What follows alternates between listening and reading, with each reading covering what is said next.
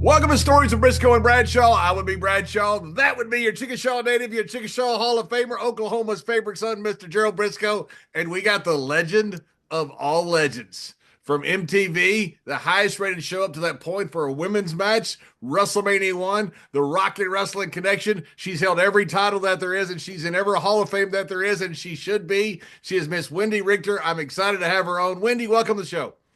Thank you so much. I'm so excited to be here tonight. Jerry's been asking me since last summer to be on your podcast, so I'm excited. I know we're going to have fun.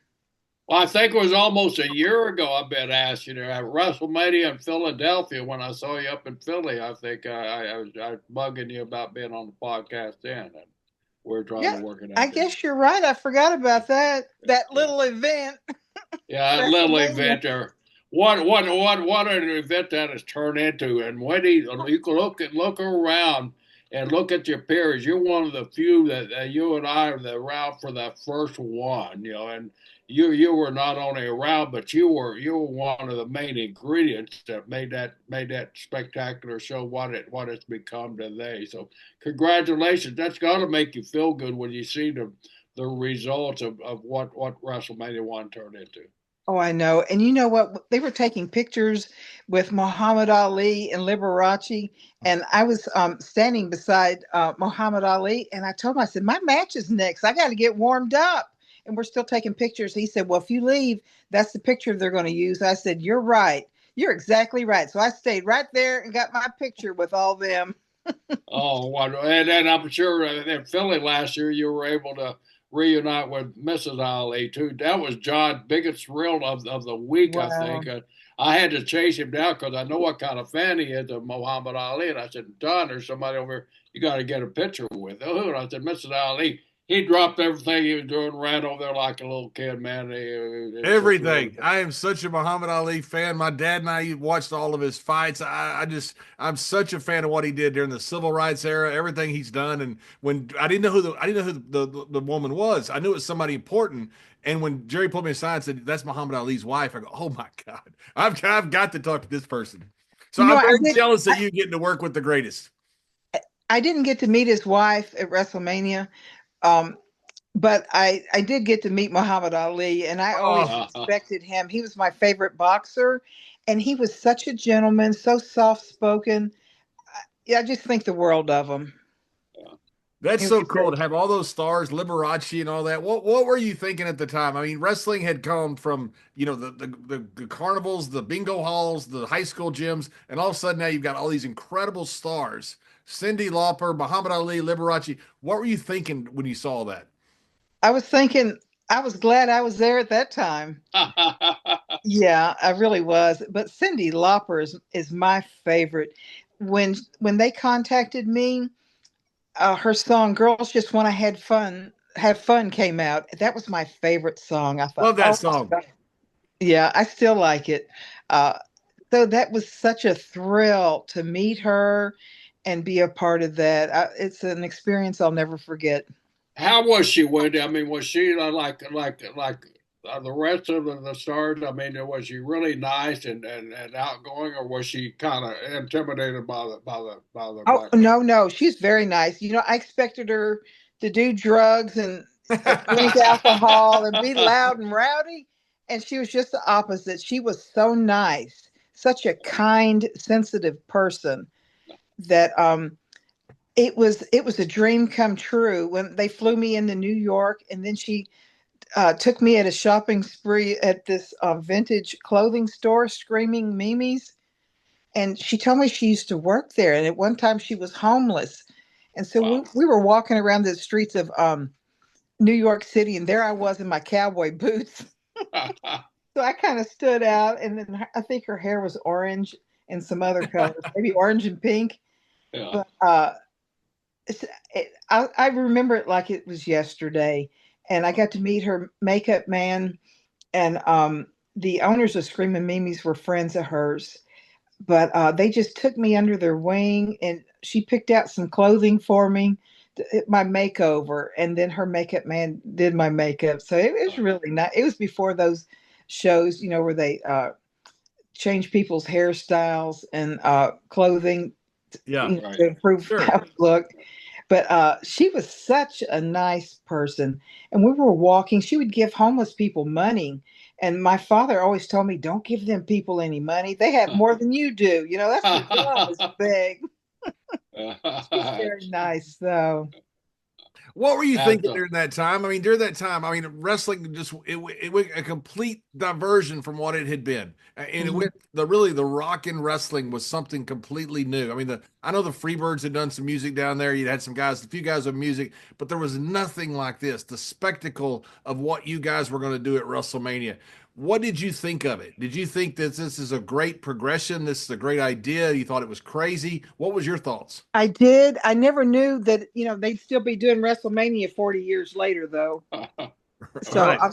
I'm surprised about that. yeah. I knew it was big because Mr. T was there, and like I said, Muhammad Ali and Liberace. So, but I didn't know, and I was in my own dressing room, so I really didn't know what all was going on until afterwards.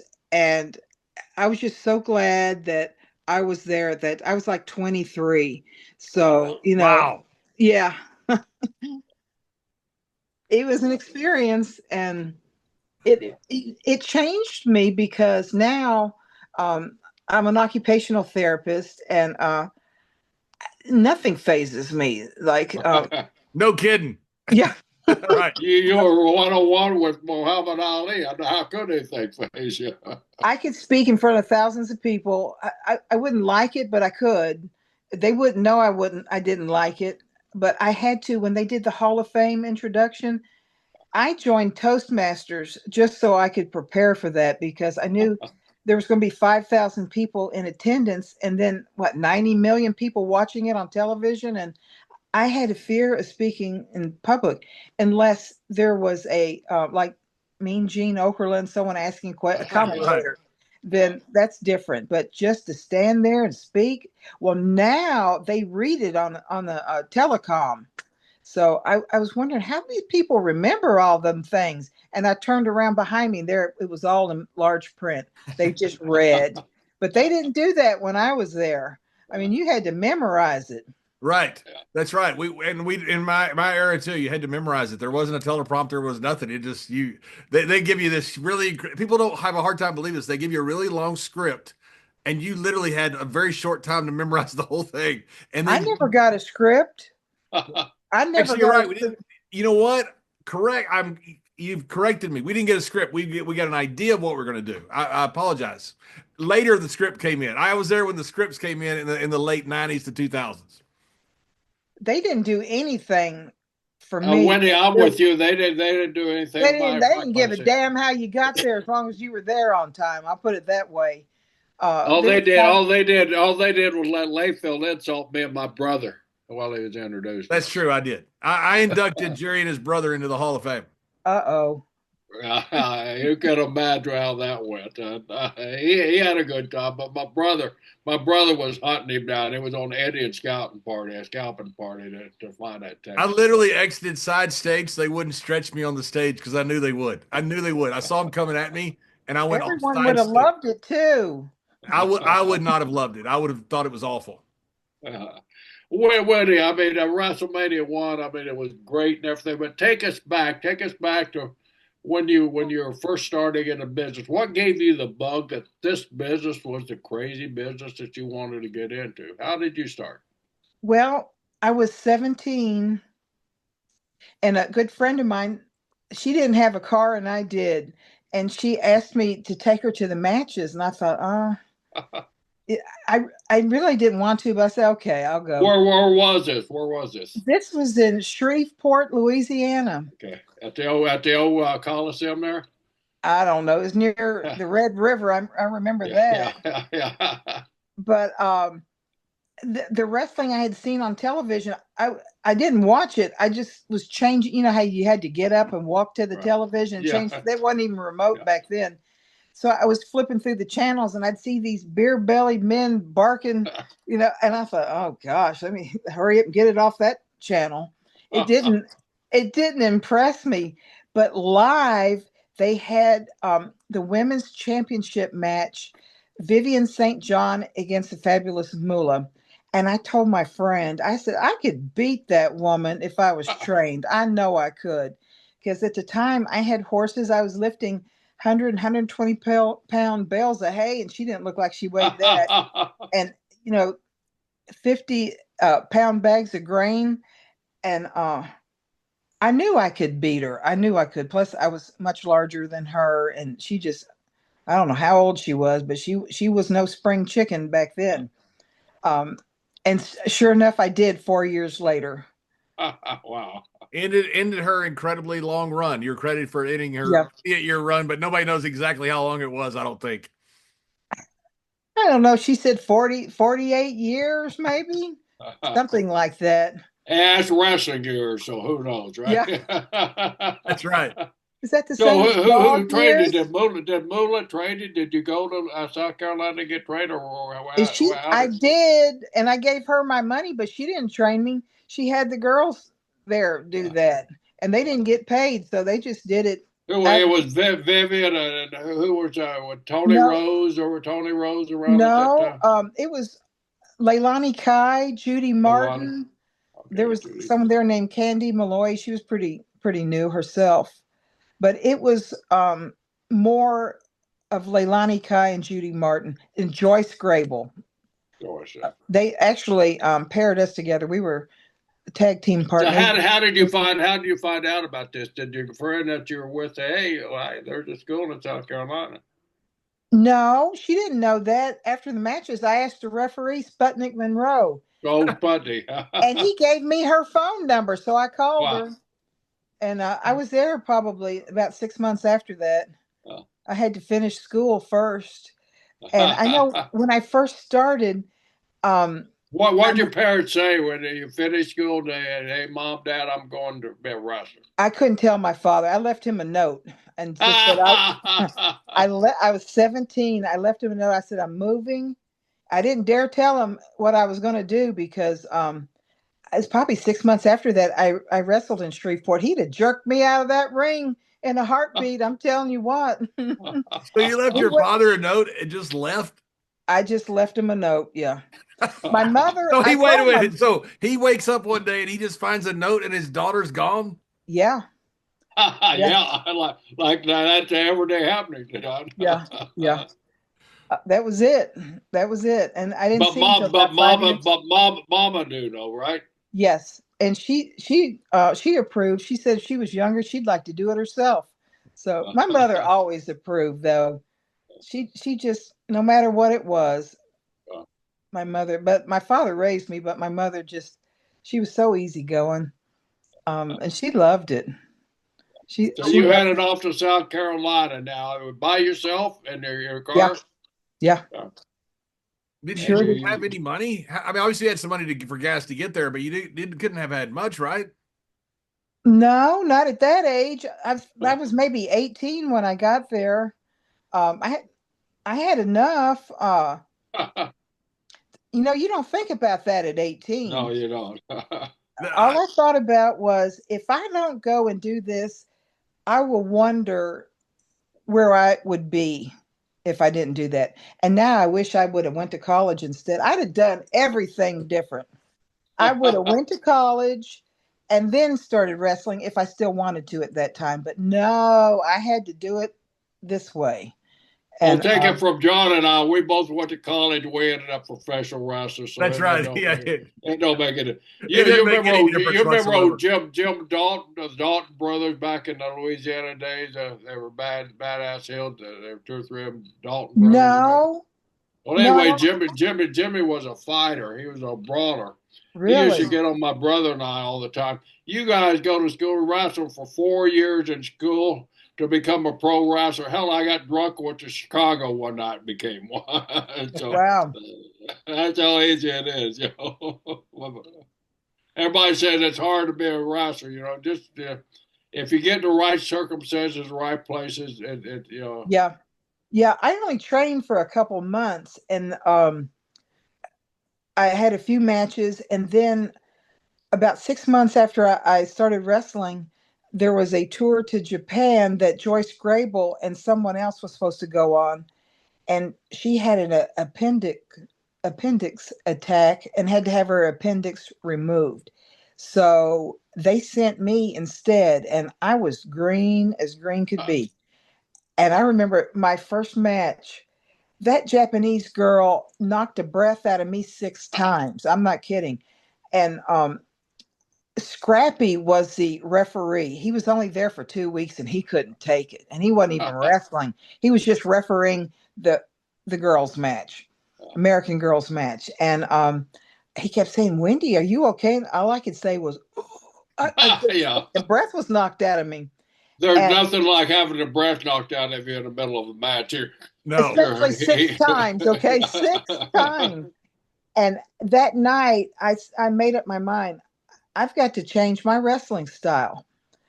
So, I was a baby face in America, but there I had to make a abrupt 180-degree turn, and I did it. And so it was a different story the next night. I didn't walk out there and shake hands and do everything. You turned into a hill. You turned into a hill. I had to. And those Japanese people hated me, and I didn't like them either. They didn't. I mean, they would kick me if they could, and I don't know what they were saying in Japanese, but it didn't sound complimentary. It wasn't nice, was it? No, I don't think it was. But maybe they didn't like my singing. I was singing the song Hiroshima Boom, Nagasaki Boom, Hiroshima, Nagasaki Boom, Boom, Boom. So I don't know. I don't know why they'd be mad about that. I don't either. I don't either. Did you enjoy it when you first got into training and thing? When you first started doing it, did you think, "Hey, this is great"? Did you felt at home, or did you not like it? What was your feelings? You know what? When I trained, we weren't even allowed to wear elbow pads or knee pads because they wanted us to get tough. My blood was all over that mat. Nowadays, I mean, we didn't even know about AIDS back then. I wouldn't have cared what they thought if I knew then what I know now. But it was, and the mat didn't bounce like some of those TV studios had the mat bounces. Our mat didn't bounce. There's no bouncy on that mat. It was hard.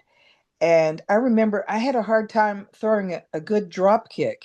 So I was just out there by myself. I threw drop kick after drop kick in the air. Nobody's out there. And I got good at it. But where I really got my skills improved was Japan, wrestling the Japanese. I hated it there. I hated it. The men were ugly. The food was bad. There was nothing there I liked. Everyone was short. I'd never even ate rice before till I went there. And I remember, and they always stayed at Japanese hotels because we were out in the middle of nowhere. And they would bring me a bowl of white rice with a minnow with its eyes and fin and tail and everything on it. I'd look at that like, what am I going to do with that? There's no way I can eat that. And so I'd say Maku Donaldo's. That's how they pronounce McDonald's. And sometimes there was one. I'd go get some food, but I couldn't eat that. I couldn't eat rice. Now I can eat rice, but I'm not going back to Japan. Hey, at least those old Japanese hotels had real thick walls. They were paper. They were rice paper. I could have took my finger and poked a hole through it. There wasn't even a bathroom. You could hear people talking 2 rooms down. It was unbelievable. You had to go down the hall to use the bathroom that men and women both used. So, and then at the truck stops, it'd be one bathroom, and there'd be a long urinal for the men, and then the benjos, the little private doors, and it was just a hole in the floor. Right. No and seat. You had to squat over that hole. And I thought, what if someone hurt their knee or their hip? How would you do that? And it was disgusting. It really was. That when I walked in there and seen men urinating in this long trough, I thought, well, how can this country be this backward? That's how it was. And then in the hotel room, you had to put coins in the television for it to Right. work. Yeah, And if yeah. you put it on the wrong side, it was pornography. And then Yeah. and then you put it on That the right side, and it's some game show that didn't make any sense. So I didn't even pornography watch wasn't that. always the wrong side. Sometimes, it depends on what I you're. don't know, but I didn't watch Yeah. television there. I didn't want to put the coin in the wrong side. Yeah, when you're there, where you're training in South Carolina, how did they go to smarten you up? I mean, were they filling you in on the lingo or anything like that on the No, moves? you know what? I've never smartened anyone up. Thanks a lot, Jerry. I've never I didn't even smarten my mother up. See, Wow. this is what I have to deal with. Wendy, I Now am so the sorry. whole world Yeah, knows. I am so no, sorry. Mr. Briscoe I'm, just exposed the business. I know. I yeah. can't believe it. I just can't believe it. That's Shocking. another thing I'm responsible for, killing kayfabe. That's right. You know what? And when I was training, I got a job at a nightclub there, and I absolutely loved it. I was a cocktail waitress, and it was a country music bar, and they played live music. So I was always requesting songs. And there was times where they would try to send me on the road. I said, no, I'll just stay here. I was making more money in the nightclub than wrestling. When you were I, in, when you I were in did go Japan, on several tours. Japanese wrestling, women's wrestling got huge in Yeah. the 80s. Was it already starting to get big when you had the Oh, jumping, yeah. the glamour But you know, girls? those women were all lesbians. They were all lesbians. And, I let them know right off the bat that I'm not that way. So nobody preyed on me, but they were all lesbians. It was just horrible. It was just a horrible experience. I would have my calendar. I'd mark that day and the next day because I was there for 2 months at a time. Ooh. And I'd mark the next day too to make it look like I got to go home sooner. And I would always go through Hawaii just to, that was my reward for enduring 2 months of hell in Japan. And I would tell the promoters, I said, don't ask for me back. I said, I'd rather be dead than live here. I'd rather be dead. And I meant that. I hated it. There was nothing there I liked. Nothing. And you know what's bad about it? People don't realize this now is back then you didn't have anything to do. There was no English Nothing. television. There were And no cell phones, no internet. I mean, there was no. nothing. I would get on this bus with all the lesbians and we'd drive and get to it would just be a rice field or something, nowhere. And they made them girls get off the bus, set up the like tarpaulin fence, set up the ring, set up the chairs, train. And I'm sitting in that hot bus all day long with no air conditioning. And watching them girls slave out there, I'm thinking, there's no way I'm setting up nothing. They're not paying me enough to be doing that. They weren't paying me enough anyway to endure that. And I was always getting injured there because them girls, I mean, they were shooting in the ring. I'm not kidding. Wow. And where we worked on the left, they worked on the right. They were backwards. So everything was totally different. But you know what? I got tough there. And I used that skill when I came back to the States. I was kind of a rough baby face. So I did gain from it, not necessarily monetarily, but I mean, I made so little there that what I'd make the whole week there, I make in one day as an occupational therapist, and I'm not getting thrown on the ground and getting potatoed and everything else. So Not yeah, having to go to the bathroom in a hole in the ground, right? yeah. And then the men, like, they'd see me coming and expose themselves, and it's like, really? I don't know why they did that. I really don't. I guess they didn't like me, and I was a lot taller than them, had blonde hair, so I really stood out in Japan. There was like doorways I had to duck down, and they were really into karaoke back then at the nightclubs. I didn't sing. I didn't sing at the nightclubs, but I did go to some of them. When we were in Okinawa, there was a disco there called Disco 80, and I think I was there every night that I was in Okinawa. because I was enjoying it. I like to dance. And my friend Peggy Lee Leather, she was touring there with me, American, and they broke her ankle the first week, so she's hobbling along, and they wouldn't even let her have crutches. So there was times I had to carry her back to the hotel, and she was as big as I was, just kind of get her in a fireman's carry and carry her. Wait, Wendy, I had to be carried back to hotels a few times, but it wasn't before. I was going to say that. I was just waiting. I was waiting. And they paired us in the room. Yeah, and it had nothing to do with his ankle. Yeah, well, her ankle's broken, and I remember I was so thirsty because when I was in Japan, I always drank the Johnny Walker Red because you didn't get a hangover from scotch. So even though I didn't like it, it tasted like gasoline to me. I didn't drink a lot, but I had some, and I was thirsty. So I got up, and there was a pitcher of water, I thought. So I went to pour the water, and Peggy said, "No." She had urinated in that pitcher. I would have killed her if I drank that water. Oh yeah. That happened.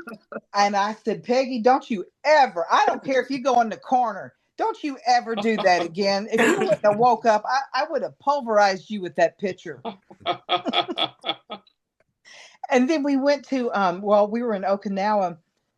The last night, we went to this one disco and closed the disco down. And the owner asked me and Peggy, did we want to stay and be the DJ? And so he was just a little short guy. I thought, well, we could take him, I said, okay. So we stayed and we practiced being the DJ and everything. And so it became daylight. And I said, our flight is leaving in a couple hours. We got to get back to the hotel. And so we told the taxi driver, I said, let us out on the side, because I didn't want them to let us out in the front and then the promoter see us coming in at daylight, Yeah. And so they let us out on the side, and I didn't know that's where the promoter and all the Japanese girls were eating breakfast. And they all see us get out of the darn taxi from the nightclub.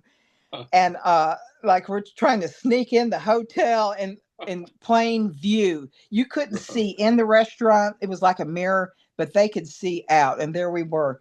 And I told Peggy, I said, Peggy, whatever you do, do not lay down. You pack your bag and come straight down to the lobby. What she do? She lays down. And then she's like passed out. And so I go to her room. I said, Peggy, you got to get up right now. Threw her stuff in the bag, helped her hobble down to the lobby. And she didn't have to wrestle because her ankle was broken. So, I had to, and the flight was rough. I don't know where we were going, to another island, but it was hard wrestling that night because I think I was hungover. I didn't get any sleep. But you know what? I had a good time the night before being a disc jockey. The only time I've ever been one in that nightclub. Now, I wouldn't have done it today. We would have been sold into slavery probably nowadays. You know what I mean? There's a lot of sick people, but back then, nothing happened. Nothing was even tried. So we had a good time. There's nothing like trying to sneak in at breakfast time in your disco clothes. Yeah, I know. It's right in front of the promoter and all the Japanese girls that had 8 hours sleep or more, Right. So you're headed back to the U.S. Where did your next stop take you? From Japan, always Hawaii. And Hawaii. I just love it. I mean, I went there by myself. Did you work while you were in Hawaii? Because I know a lot of us did. Sometimes, and sometimes I didn't. But you know what? When I was there, the Hawaiian people, the wrestlers embraced me. They'd pick me up and take me around the island. And I wasn't there alone, but I went there alone, but they were like my friends when I was there. They took me around and Leah and Peter Maivia, they would have a cookout on the beach, whatever they call it, luau or something. And it was so nice. The Hawaiian people are just so nice. Yeah, that was such a relaxing atmosphere too. after Oh being in yeah. Japan, Oh my being that gosh. Yeah. regimented. I mean, People spoke Japan, English and had Japan. real food, no Yeah, rice. Oh yeah, it was yeah. wonderful. It Yeah, was. and you had your time. I mean, they're so regimented over there on those tours. You get up at 6 a.m., you go Oh down yeah. 6:30, you're in the bus. 6:45, you're taking off. And Yeah. everything is so regimented. Just going to Hawaii, getting that break, breathing that fresh air there. It Oh was such yeah. a And great you know break for what? all. I would be there for 2 months. I may only have one day off, or maybe it was 2 days off the whole 2 months. Wow. Wow. It was Wow. brutal. And were Brutal. you traveling? Were you traveling all over the four islands? Yeah. Yeah, that's And then brutal. one time we were on a ferry boat and it was so rough and people were throwing up everywhere. I went in to use the bathroom and the sink was full of udon noodles. And it's like, oh my gosh, like it wasn't bad enough. I had to see that. It was horrible. I've never been on a cruise before, and that was no cruise. It was That a was no ferry cruise. boat. It was large though. I mean, the bus, the wrestling bus, and all these other cars and everything were on that ferry. But it was horrible. It was a horrible experience. It really was. So when you got back to the States, where was your next stop over? Before the WrestleMania season, before all of that, where did you go to work after that? Well, I always stopped in Hawaii. I was all over the country. I was in different territories for like 2 weeks at a time. At that time, the women's wrestling was kind of like the midgets, Right. girls wrestling and midgets. You were there for 2 weeks and then you go to the next territory, then the next territory. I was driving and I'd go from territory to territory. My favorite ones, though, was Minneapolis and New York. They had the biggest crowd. I got paid the most there. And I really liked New York. Not, I wouldn't want to live there, but to go shopping in New York City, I really enjoyed that. And how about how many women wrestlers were like? Because a lot of people don't understand there weren't that many back then. Now you have wrestling as they should. You have a whole women's division that's just as big as the men with stars just as big as the men. But Yeah. back then, you're right, it was a very small group. About how big was say all the wrestlers in women's wrestling in the States? Um. Well, I know at Moolah's there was maybe 10 or 12, Hmm. and I don't know about California. There was girls that just did it part time or every now and then. So I don't know how many did it full time. I, And I Besides you and the Moolah girls, were there? What you said there was there another organization like Moolah around Yeah, that was Mildred looking for Burks in California. Milton? Okay, all right, And Milton. then Debbie Combs' mother, Cora Combs, had a few girls. She'd wrestle her daughter. I well, Moolah did too. She had Flossie wear a mask, and then she'd kick her butt in a ring. So did you have certain girls that you traveled with? I mean, certain girls you wrestled most of the time. At one time, Leilani Kai, Judy Martin, and Velvet McIntyre, or Velvet McIntyre, Princess Victoria, myself, and Peggy Uh-huh. Lee. Uh, they were my favorite ones, and they were good wrestlers too. I learned a lot from them. I really did, and I enjoyed traveling with them. But after after the WWF, then I traveled by myself. I left Mullah's, and I was a free agent after that. I Yeah. just traveled different places. Well, they'd fly me in for the weekend or one night, and then I'd fly out. There was times, and at that time, I started going to college. When I was 30 years old, I started going to college, and Awesome. I went to college for 12 years at 12 night. years. Yeah, 12 Hell, years. it only took John 8 years. I thought he had the record. Well, I could have done it in 6 if I just focused on school, but I was working full time Yeah. and going to school at night and on the weekends. I could have done it in 6 too if I didn't fail so many classes. Well, you know what? What's funny is in high school, I made B's and all I did was pay attention.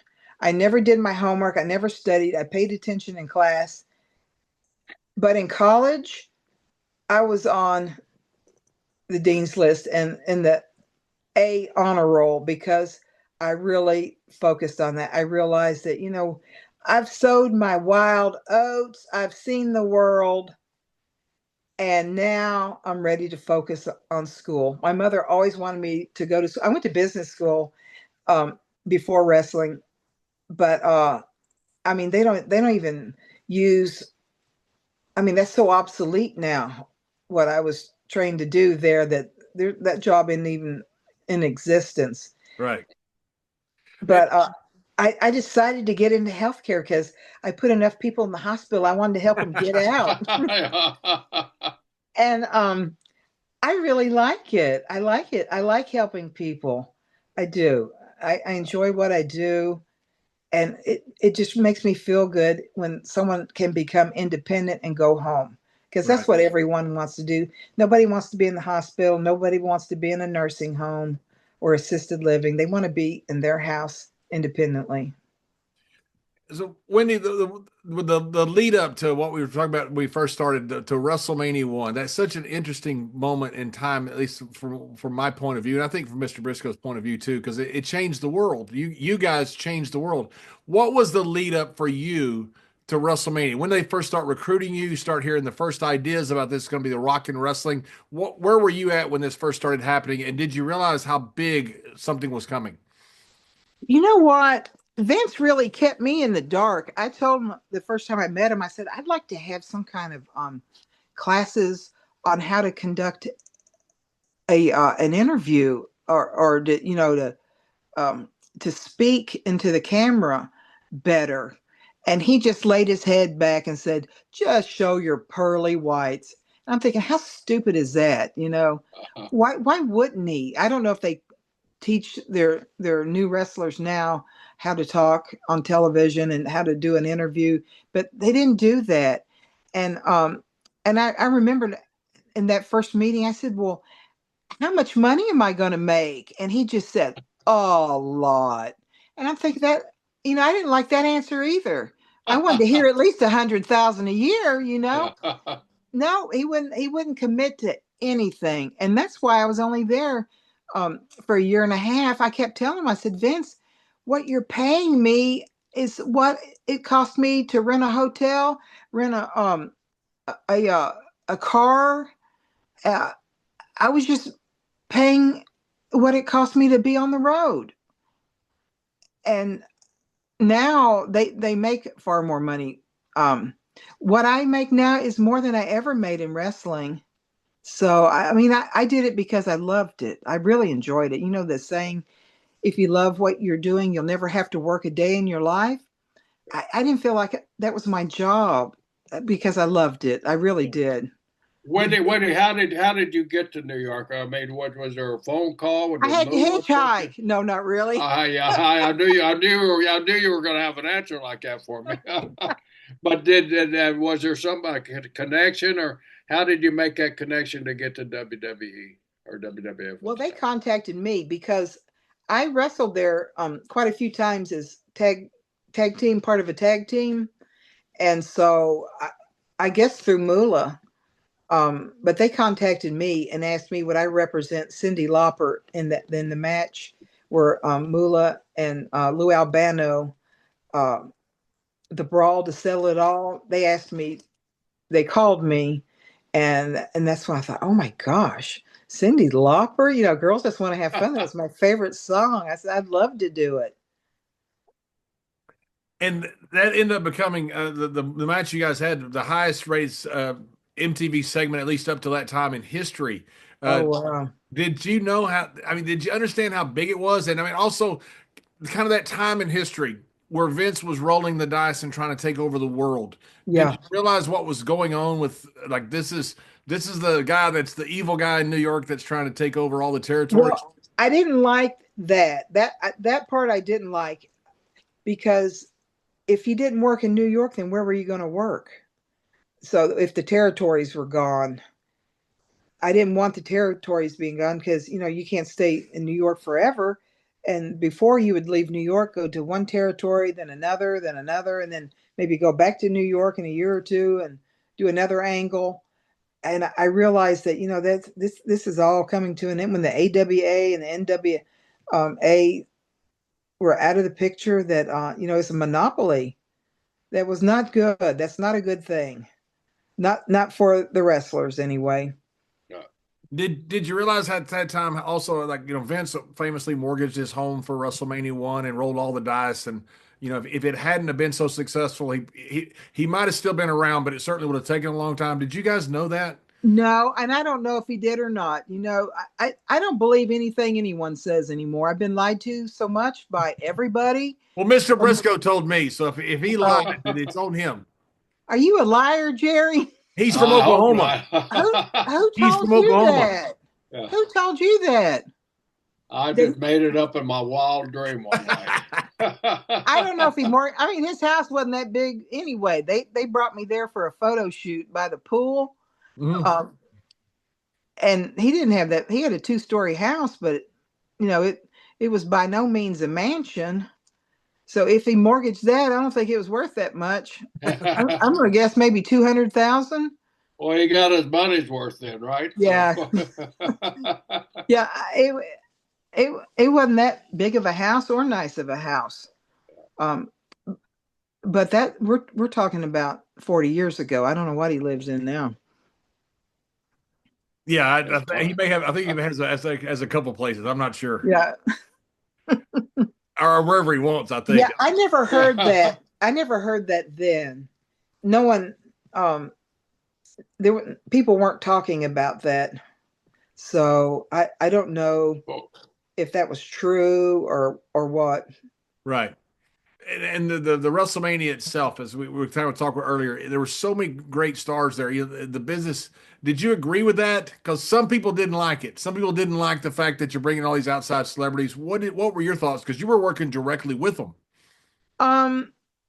Well, I liked it. I thought, why not? I thought that would bring more viewers. Why wouldn't it? More interest. So, so they had Mr. T in the ring, and Liberace didn't get in the ring. I think Muhammad Ali may have, but there wasn't that many celebrities there. That I remember meeting Debbie Harry, Mm-hmm. but she just came back to the dressing room, and I thought, wow, she looks good. At the time, she was 50, and I remember telling her, I said, I hope I look as good as you when I'm 50. She was that old. She was that old at WrestleMania. I didn't realize that. Yeah, wow. Yeah, well, she did look good. She did, and that was a compliment too. And yeah. So Wendi, my order of this is, it might be off a little bit, but the Dark Stranger, the masked lady, the original Screwjob. Please, let's talk about that. Do you mind talking about that a little bit? No, people have been talking about that for 40 years. I've been over it for 40 years. Yeah, but you know what? I've never heard it though, and I've never heard it from you. And I'd really appreciate it if we could hear it from you. Well, we had different dressing rooms, and when I go out to the ring, the Spider Lady, that's what her ring name was. I thought, that doesn't even look like her.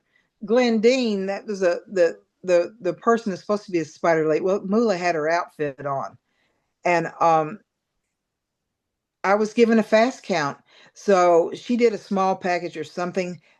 I had a 1 count. I kicked out, and the referee went 2, 3, and it was over with.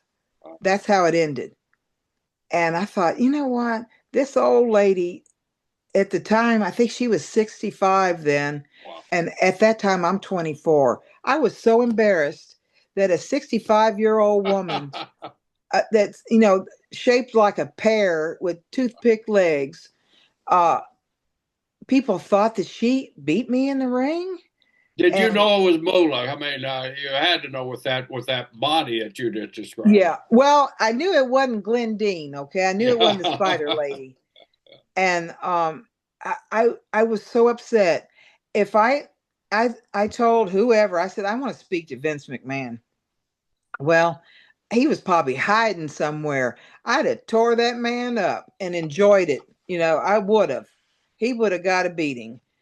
and for doing that to me, they paid that referee to do that, to give me a fast count. I was so upset that I'm in my wrestling outfit. I grabbed my wrestling bag, and I think this is in November. It's cold outside. I walked out with my wrestling bag in my wrestling suit, and hailed a cab and went to the airport, and then changed after I got my new ticket, changed into my clothing in the bathroom, and I had to get saved. I was so embarrassed and just felt robbed. I was so hurt that no one has ever hurt me that bad. But I got saved, and you know what? Now I can honestly say I've forgiven Vince McMahon, and actually thank him, because if that drastic thing didn't happen to me, I wouldn't have got saved. I wouldn't have went to college and bettered myself. I've got a master's degree now thanks to Vince McMahon. And I'm a Christian thanks to Vince McMahon. So it took God to let that happen to me for me to change, or I'd have probably been like Moolah and wrestled 40 something years or 60 years and been just as bitter and crusty as she was. So I've forgiven him and thank him for doing that to me, to make me change, because change is hard, and you can do it, but you've got to want to.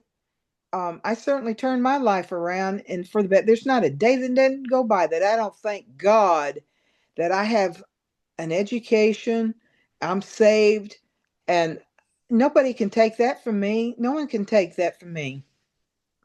So I can get a job anywhere, and I'm going to heaven. No one can take that from me like they did. The WWF took the belt from me. No one can take that from me. Did you ever find out why? No. Why did they do that? I mean, there had to be, You know what? a guess or something. When I walked out that door, it was, I don't know if it was 20 years. I didn't call them and they didn't call me. And you know what? I would have never called them, but they called me, and they wanted me to be in a 10-girl battle royal. About 20 years later, I said, "Yeah, I'll do it for 50,000." And good for you. and of course, they said they'd get back with me, but they didn't. And I didn't give a damn, because I knew what they were going to use me to make someone else look better. You know what I'm saying? I knew what they were going to do.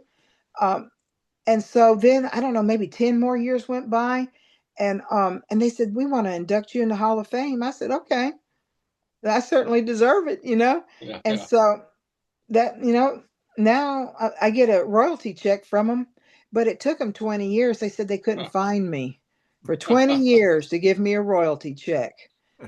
And Did you have the meeting with Vince when you went back to the Hall of Fame? yeah. How was it? Well, not really a meeting. He came in, and he shook everyone's hand, gave them the gold ring, the Super Bowl ring, and then when you gave your speech, he stood back and listened to everyone, that you get up and do like they told me they wanted me to go 5 minutes. And so he stood behind me, and to make sure that what I said was appropriate, probably. He wanted to hear, a dry run. And it was. I didn't have anything bad. I don't have anything bad to say about the WWE or Vince McMahon. I did his documentary, and now they changed it around, the rise and fall. But before, it was a documentary, I was told. And I said, you know what? No matter what you ask me, I'm not going to say anything bad about them. I'm not saying nothing bad about them. And Hulk Hogan, I was told, his documentary turned out to be lifestyles of the rich and the infamous, or whatever. It was about his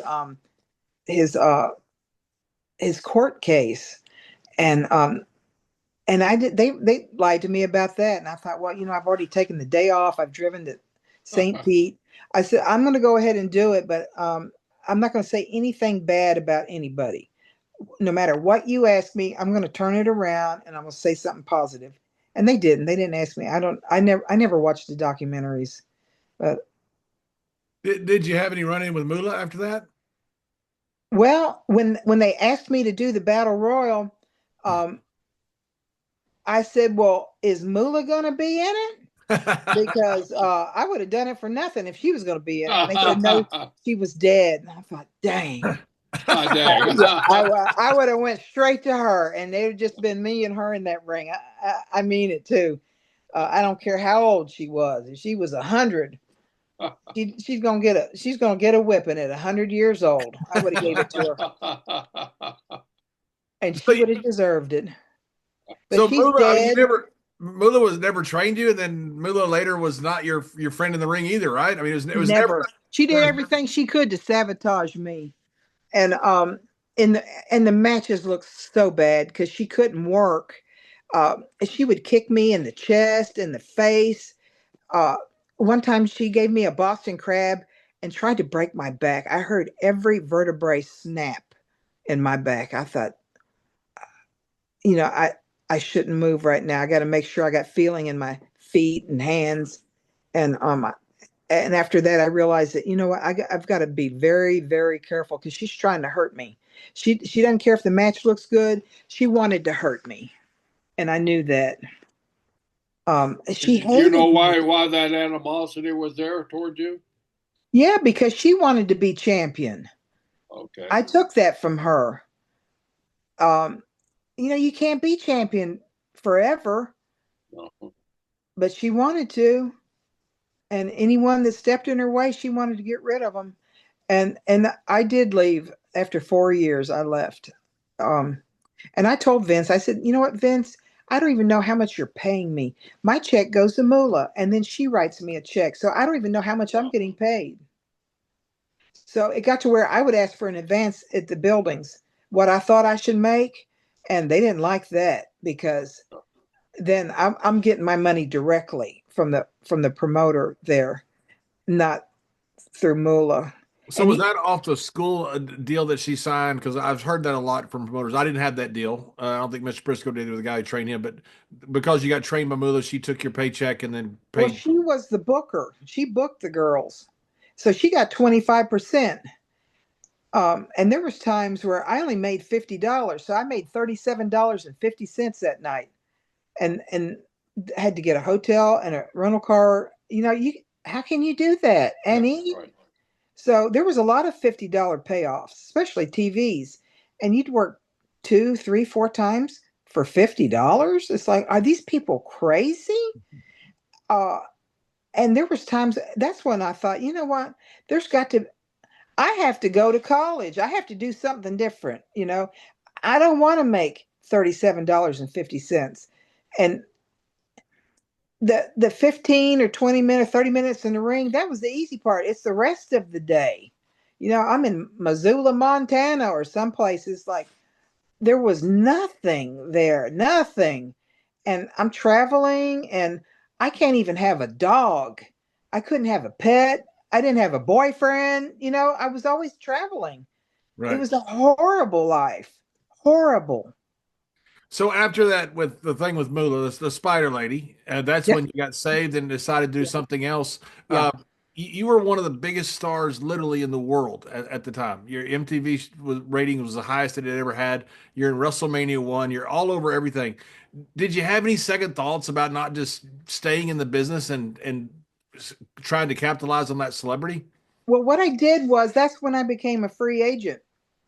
The promoters would call, and I would work either 2 nights or 1 night a week. And I was making more money doing that than for the WWF traveling every day. How did you get away from the umbrella of Moolah? Did you have a verbal or a written contract with one? No. One promoter to another gave people my phone number. So, and then I started college. So I really didn't want to work that much. And you know what? It doesn't matter if you're a celebrity. That and a dollar will buy you a cup of coffee. When it comes down to you're getting slammed on the mat and you're only making $50, you could get paralyzed or injured anytime, especially working with someone that doesn't know what they're doing. That's even more dangerous. A novice out in the ring, anything could happen. It didn't matter. I went out on top from the WWF. which is the WWE. You certainly did. Yes, you did. And you know what? I never looked back. And even at that age, my brain wasn't. When you're 25, your brain is developed. Mine wasn't even developed then, and I knew I'm not calling that son of a bitch back after what they did to me. I never called them back. Not one time. I spoke to nobody in the WWF. That was just like they were dead. And I did better without them. I did better without them. And did you think about going like WCW or I mean the other groups that were out there? I mean, You know what? They were just as bad. The AWA, Vern Gagne, they brought me in, and I beat Medusa. I was the AWA champion, and they wouldn't even pay me. And so I would come back off the road, and they would call me. Okay, we're going to bring on another tour. I said, listen, you hadn't paid me for the last one. Oh, yeah. I said, you know what? I'm not working for you no more. I'm going to keep the belt until you pay me. You pay me and I'll mail the belt back. And that's how we did it. They didn't want to pay me anything. They were so cheap, I'm telling you. And then I just worked for independent promoters after that. And they paid me. They paid me. Right. The independent promoters. And like I said, I was going to college. So I really didn't want to work that much because I knew my future was in something. When I started college, I didn't know what I wanted to take. All I knew was I needed to get out of wrestling. And so I realized, you know what, I need to take the core curriculum. And like 2 years into college, I realized that, you know, I think I'd like physical therapy because it's physical, and I was training at the gym. So all they had was a associative science degree in the area I was living in Florida. And so I just went ahead. I took the courses for that. It took me like 7 years to get that degree. And then the other 5 was I went ahead and got my bachelor's and master's in occupational therapy. So I'm dual licensed, but I had to go to Miami for that, for the occupational. And I was living in Crystal River, Florida. So it's 320 miles there. And that's a long trip. I would get up at 2 a.m. and drive to Miami and get there. I would be the first one in class after driving 6 hours. Was it 6 hours? 2:30? 6 hours. Yeah. 7 hours probably from Crystal River.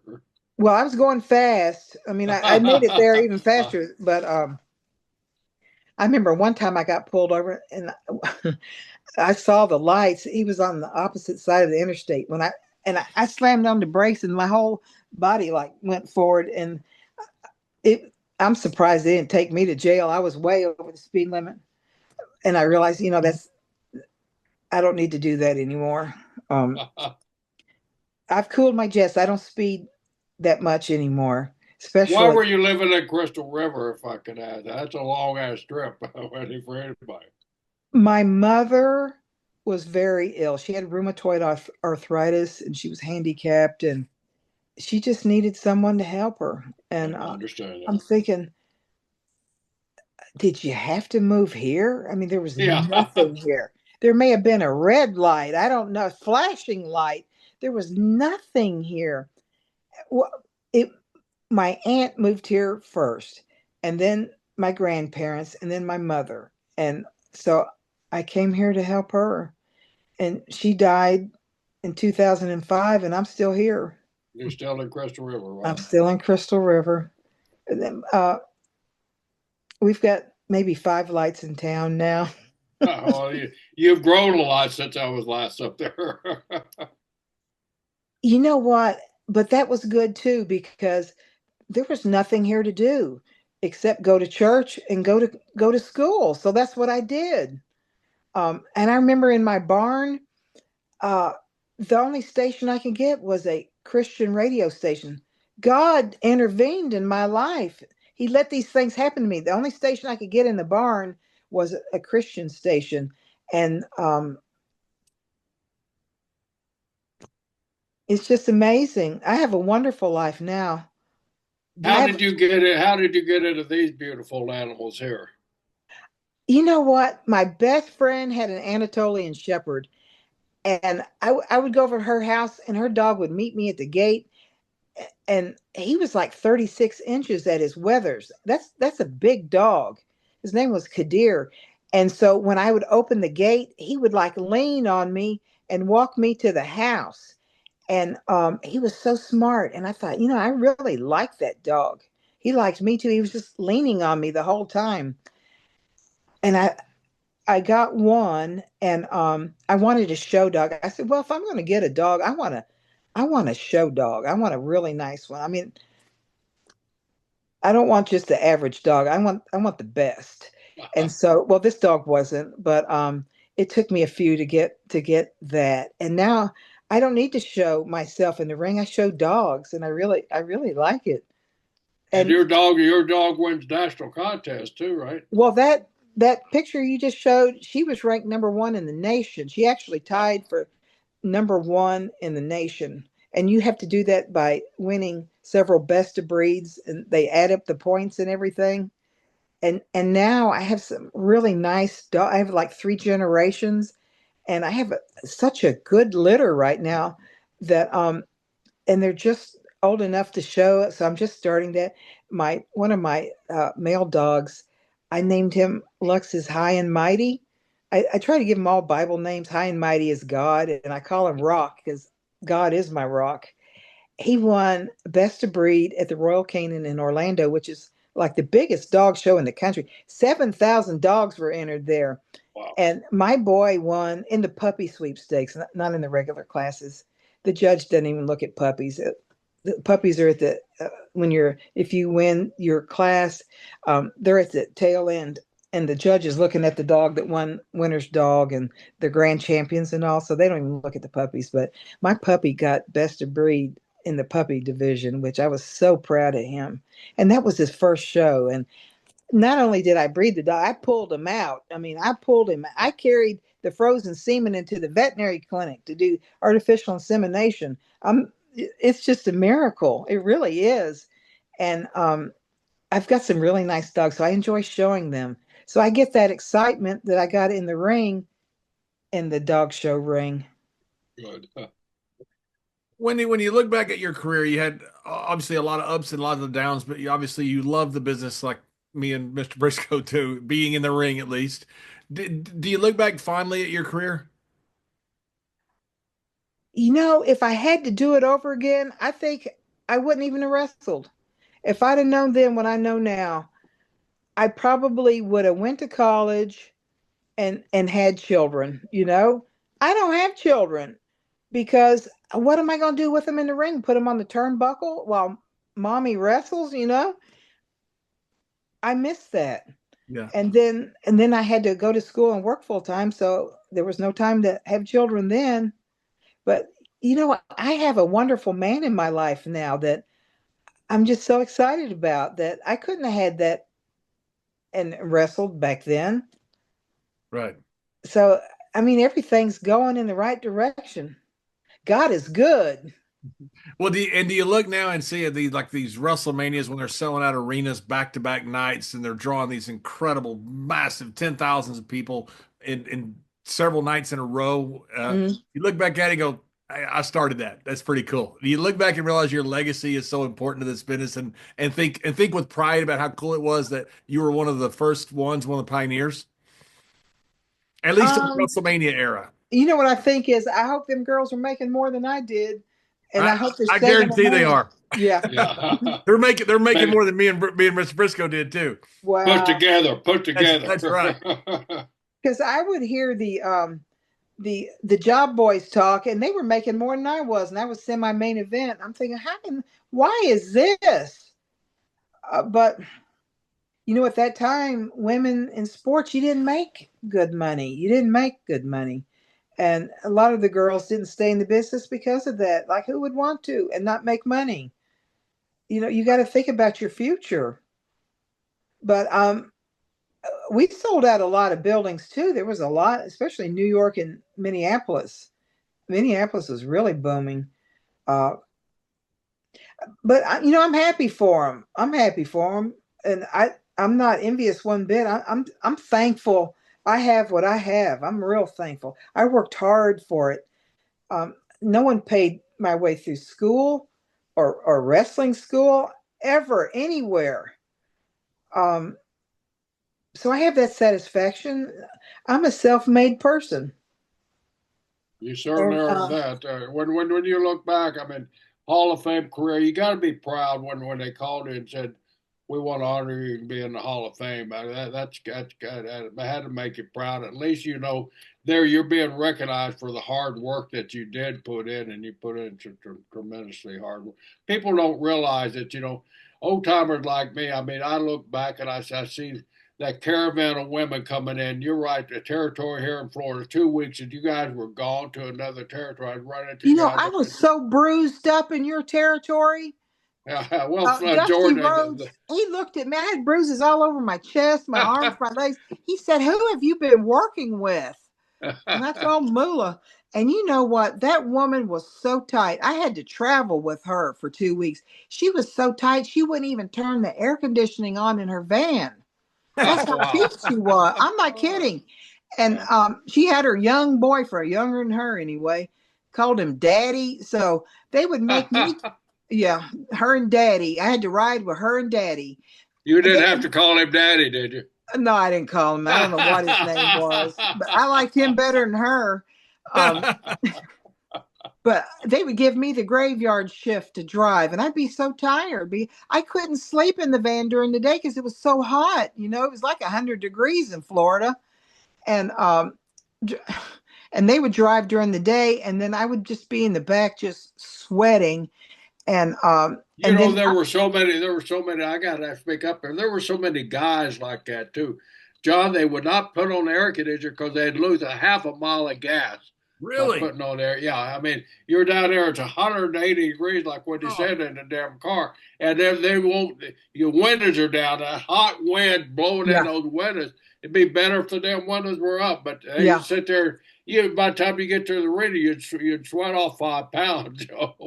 And so I would have to drive the night shift, and I was so tired. And in Florida, it was so foggy that at 12, 1, 2 in the morning, it's so foggy. So I had to drive so slow, and I was so tired. If they only knew how tired I was, they would have snatched me out from behind. I mean, it's a miracle we didn't wreck. I was that sleepy. And then when we were in Tennessee, they brought the pop-up camper. So I had to stay in a pop-up camper with her and Daddy at a camp yard, at a camp, whatever, campground. And so this is in Tennessee. And see, only reason why Daddy was with her is because he was trying to get started in the country music field. And so I guess she was promoting him somehow, or supporting him and promoting him. Could he sing? Yeah, but it wasn't that good. And so they would leave me at the campground in the pop-up camper. Of course, there's no air conditioning. It's summer too. So, and there's nothing to do. Nothing. At least there was a community shower. And so, at least I didn't have to take a sponge bath in the pop-up. So I could take a shower there, and that was like the most horrible time of my life besides Japan, is riding with her and Daddy, staying in that pop-up camper, and them leaving me during the day for him to go practice country music in Nashville or wherever he was. And then riding in that van with no air conditioning. It was just terrible. I just could not wait. I don't know why I didn't quit after that. I don't know. But at least when I started riding with the other girls, I used air conditioning, and we stayed in a hotel, instead of a pop-up camper. It was a rough start. People don't realize the sacrifices that wrestlers made on their body and their mind. It was tough. I mean, for years and years and years, I couldn't even have a pet. I didn't have a pet. I didn't have a boyfriend. I really didn't have friends other than the wrestlers. And I don't know how I did it. I really don't. and I got out pretty. I guess after 4 years, I've and just did it occasionally, like on the 1 day a week or 2 days a week, not full time. I didn't. The full time thing was not for me. Do you enjoy now when you go to like a signing or something and get to see a bunch of the Oh people? yeah, because I'm getting paid a lot for a meet and greet, and I enjoy meeting the fans. And it's I don't really like riding on the plane, but I do it. But I do. I enjoy it. It's a change of pace. I have a farm sitter come and take care of my animals when I'm gone, and I just go and do that, and it's it's nice. It's nice. I don't do too many of them, like 6 or 10 a year, Yeah. but they always have me on such early flights, like 8 in the morning, and I tell them, you know what? For me to get there, I got to get up at 1 in the morning because I got to take care of all the animals, take a shower, allow 2 hours to drive there in case there's a wreck on the interstate, and then get there 2 hours ahead of time to get through TSA and everything. I have to leave. I have to get up at 1. And so, sometimes I only get an hour. There's times where I laid down and I didn't dare close my eyes because I had to get up in 8 minutes, or 15 minutes. That if I would have closed my eyes or even sat very long, I probably would have fell asleep. But they do compensate me well for the conventions. Yeah. So how can they reach you, Wendy, if there's bookers out there or promoters out there that want to book you for one of these autograph shows? Are you online now, or what's your how can they get over you? No, I'll just give you my phone number. There you go. Don't tell it who's going to call you. Yeah. Now you better put down you're a promoter because Daddy's going to call you. Yeah, That's I don't right. answer the phone unless I know who you are. I don't answer the phone. Yeah, you were messing around with the phone after I finally contacted you. Well, I got to put you in here so I'll know who you are. So Wendy, you've only known me 50 years, so. Well, Wendy, thank you so much for coming on our show. I've been looking forward to talking with you since Mr. Briscoe told me he was lucky enough to finally talk you into coming on. Well, thank you. Thank you for inviting me. I've enjoyed it. And you made me reminisce on some things I haven't thought about in a while. So it was fun. Well, good. I hope it was, and because it certainly was fun for us to get to see you and to get to hear your story and to wrestle. You'd be such an important part of our business, and we love talking about history and people like you that are such icons that have meant so much to the business that we've been part of for so long. So, you're very pleasant to talk to as well. Well, you know what? If you want, you can delete my phone number and just have all the promoters contact Jerry. And then he can give them my phone number. That's what I'm going to do. I'm going to have all contact Jerry. Yeah. You can be my booker. I can be your booker. If I can finally get to be a booker. Yeah. That's right. You know what? Who was the wrestler that was the Indian in Minneapolis? Wahoo. Wahoo. Wahoo, yeah. He used to tease me. But he said, no nookie, no bookie. He would tell, and I just laugh. I thought, I know he isn't meaning that, But he would tell that to the girls as a joke. But I thought, only Wahoo could get away with that. Only Wahoo could get away. You're right on that. That's right. So delete my phone number and have them call me. Call Mr. Briscoe. We'll post his online. Yes. That's what we'll do. Okay. Thanks, Wendy. Thank you.